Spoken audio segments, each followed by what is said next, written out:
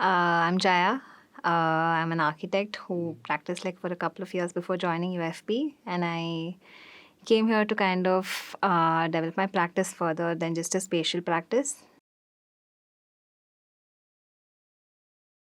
So my practice was majorly spatial before coming here, and it was mostly design as well. And I really was looking forward to building on research and UFP felt like a nice place to kind of also transition into a larger urban sector with like I just want to look into the political and social embeddedness of my projects, and UFP has really helped me with that.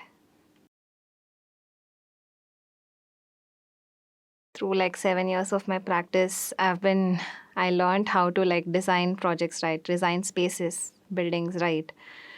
But I didn't know if I was going for the right kind of projects. And there's some sort of intersectionality that comes in with every project, and I wasn't really able to engage with the entire spectrum of it.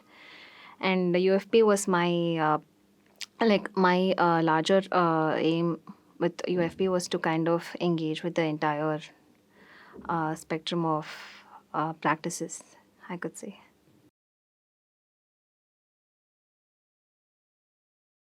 So one really a great thing about UFP is to come together with people who are coming from such vast array of disciplines, and which meant you would have to break down all that you know to them in a very simple way, and that way my communication has improved a lot, and I've kind of gotten a deeper sense of what I was doing before in the process. And with regard to skills, I'd really say it has helped me widen my practice with help of spatial mapping, media lab, and it has really helped me engage with issues themselves because of the skills I've developed here.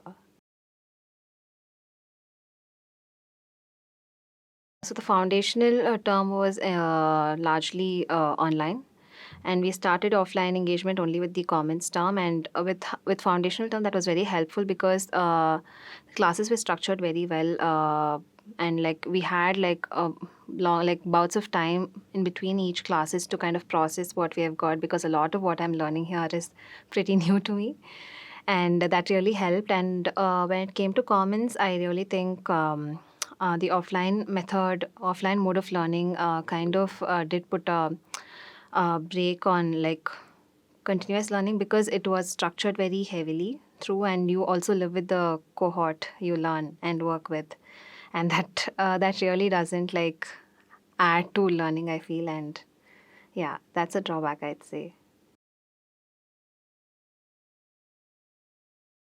Coming together with such an interdisciplinary cohort, I really think is a great way of transitioning into a sector itself.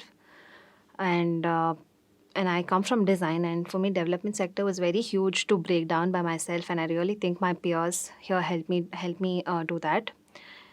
And yeah, that's the best part of UFP.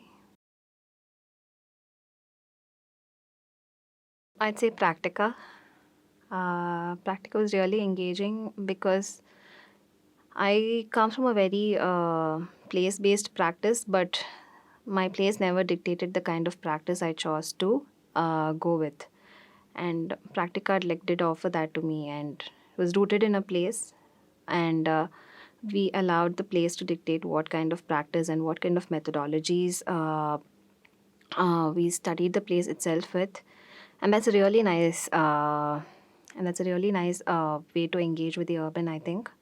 And we also got an opportunity to zoom out of just a neighborhood level scale and to see what the city functions like in link to whatever theme was given to us. And that was really uh, enriching, I'd say.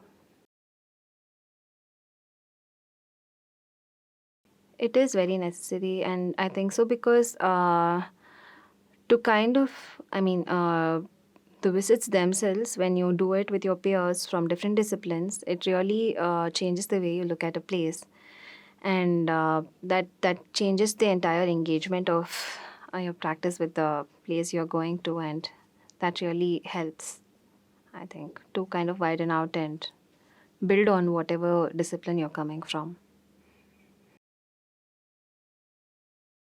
UFP, I think, really has relevance to contemporary Indian context because Indian cities are a very complex context, and looking at it in an interdisciplinary way changes how much your scope of engagement could be with any issue at hand. And it kind of has also widened my practice when I look at development sector, and it's given me a lot of entry points. And I really think that's important at this point in my career. And yeah, it really helps to have a overarching idea of what an urban is through an interdisciplinary learning. So the project I worked on as part of UFP was associating with this organization called Hasiru Dala. They work with they are a social impact organization that works with waste pickers in Bangalore, and my project mainly consists of documenting and bringing about the aspirations of waste pickers in terms of uh, political aspirations, in terms of housing, in terms of spatiality and livelihood itself. So I really think having an internship as a part of the fellowship, as part of UFP helps because I mean we have been applying a lot of what we have been learning through Practica as well, but to kind of get into the sector itself and have a thematic and practice-oriented focus really helps to start career after UFP. And I kind of did transition from a spatial practice into a research and development communications practice, I could say, through this. And internship really helped me like build a base going ahead.